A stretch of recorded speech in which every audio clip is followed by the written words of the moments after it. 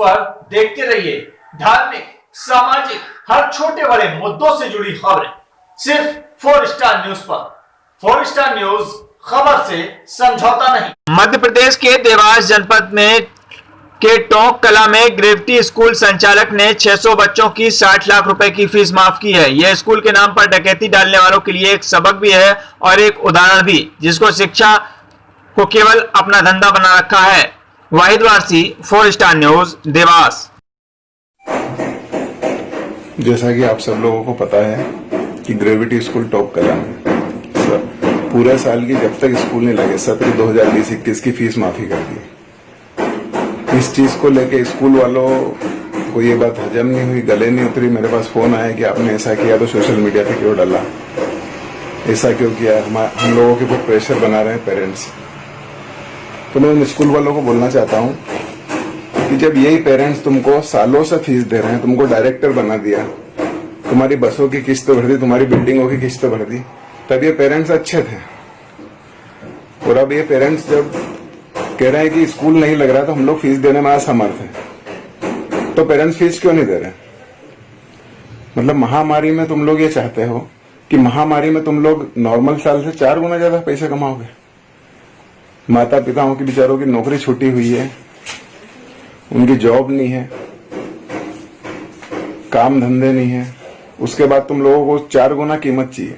ना तो तुम स्टाफ की सैलरी दे रहे हो, ना तुम बसों का स्टाफ की किसी की सैलरी दे रहे हो, और तुमको फीस पूरी चाहिए। ऑनलाइन क्लासेस के नाम पे तुमने धंधा खोल रखा है।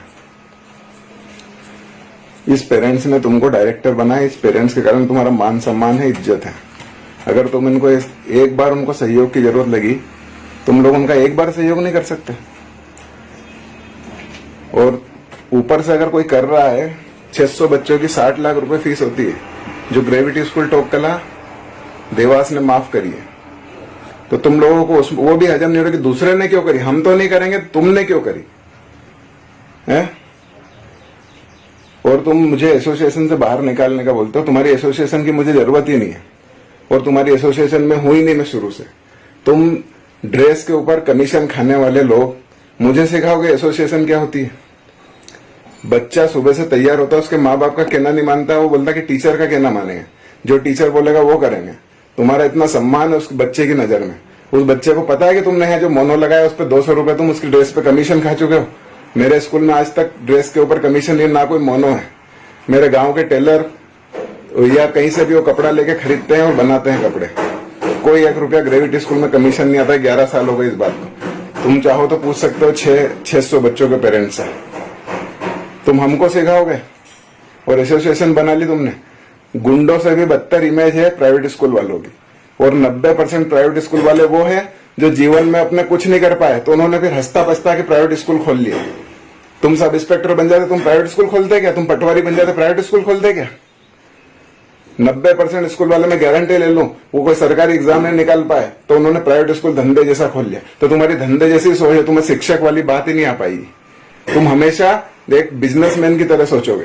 बंदूक लेके लूटने वाले डाकू से भी बदतर है तुम्हारी इमेज, और तुम उससे भी घिनौना और गिरा हुआ काम कर रहे हो, क्योंकि वो तो बड़े को लूटते, व्यापारियों को लूटते, तुम छोटे छोटे मासूमों को लूटने पे तुले हो। इस महामारी के दौर में तुमको 10 साल 15 साल से वो पेरेंट्स तुम्हारे यहाँ पैसे जमा कर रहा है, एक बार उसको मदद की जरूरत है, उसके ठेले बंद पड़े।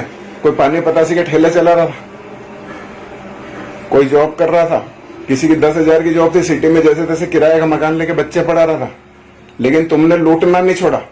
तुम 4 महीने उनके मदद नहीं कर सकते, 6 महीने तुम्हारे स्टाफ को सैलरी नहीं दे सकते जिस स्टाफ ने तुम्हारे यहाँ काम करा। बेवकूफ समझ रहे हो तुम पेरेंट्स को। ऊपर से जो कोई अच्छा काम करना चाह रहा है उसके ऊपर प्रेशर बना रहे हो। तो प्रेशर की धमकी की बात और एसोसिएशन की बात यहाँ नहीं चलेगी। तुम लोग फीस माफी करो, या अपने आप को डायरेक्टर बोलना या शिक्षक बोलना बंद करो। तुम अपने आप को बिजनेसमैन बोलो फिर, कि हम एक बिजनेसमैन है और हम किसी भी कीमत पे पैसा कमाना चाहते हैं। बोलने के लिए बहुत कुछ है, लेकिन कुछ उल्टा सीधा निकल जाए जो डायरेक्टर को बोलना शोभा नहीं देता। इसलिए मैं यही अपनी बात को समाप्त करता हूँ, और ये अपने बात में दिमाग में रखो कि तुम एक टीचर हो, तुम एक शिक्षक हो, और बच्चों के पेरेंट्स का खून चूसना बंद करो। तुम 5-10 बीघा जमीन वाला पेरेंट्स गांव से 2 बच्चों को भेजता है, 50-60 हजार रुपए छोड़ाते हो तुम। क्या IIT की क्या तैयारी करवा रहे हो तुम? उसको इंग्लिश लिखना नहीं आता, इंग्लिश पढ़ना नहीं आता। 4-5 साल होगा उसको सिटी में स्कूल आते आते। उसका पिताजी 2 से 2.5 लाख रुपए तुमको दे चुके हैं। तुम क्या स्पेस की रिसर्च करवा रहे हो? क्या करवा रहे हो? 50 हजार फीस किस बात की लेते हो तुम बच्चे से? मैं खुद स्कूल चलाता हूँ, 10 हजार रुपए में साल भर बच्चे पढ़ाते हैं, और हमारे यहाँ के बच्चे 95% से बोर्ड एग्जाम क्लियर करते हैं। और आके देख लो उनको, 10 हजार रुपए में मैं कमाता भी हूँ, मेरा प्रॉफिट भी निकलता है, मेरी बसों की किस्त भी भराती है। तुम 50 हजार रुपए किस बात की लेते हो? नासा की रिसर्च करा रहे हो तुम, कि इसरो का कोई स्पेस साइंस का कुछ कोर्स करा रहे हो? किताबों पे तुम कमीशन खाते हो, ड्रेस पे तुम कमीशन खाते हो। 12-12, 15-15 साल, 20-20 साल से इन बच्चों के पेरेंट्स का खून चूस रहे हो। एक बार उनको मदद की जरूरत लगी महामारी में, तो तुम लोग एक बार पीछे हट गए। मतलब तुम 4 गुना कमाना चाहते हो। बंद स्कूल की फीस चाहिए तुम लोगों को। शर्म आना चाहिए तुम लोगों को। जय हिंद, जय भारत। मध्य प्रदेश के अशोकनगर जनपद के केशवपुर गांव में 5 वर्षीय बच्ची के साथ हुई दुष्कर्म की घटना के खिलाफ लोगों ने दिया ज्ञापन। विगत 23 जुलाई 2020 को अशोकनगर के केशवपुर गांव में 5 वर्षीय बच्ची को उसके घर से उसी गांव के एक युवक ने बच्ची को अगवा कर जंगल में ले जाकर दुष्कर्म की अमानवीय घटना को अंजाम दिया था और वहां से फरार हो गया था। 26 जुलाई को उसे गिरफ्तार कर लिया गया। इसी तरह की एक और दुष्कर्म की घटना 9 जुलाई को हैदर गांव में भी हुई थी। ऐसी घटनाएं हमारे सभ्य समाज को लगातार शर्मसार कर रही हैं। समाज में महिलाओं, बच्चियों के साथ इस तरह की घटनाएं पाशविक प्रवृत्ति को जन्म दे रही हैं, जो यह दर्शाता है कि आरोपियों को उदाहरण मूलक सख्त से सख्त सजा होने के चलते इन घटनाओं को लगातार पुनरावृत्ति हो रही है।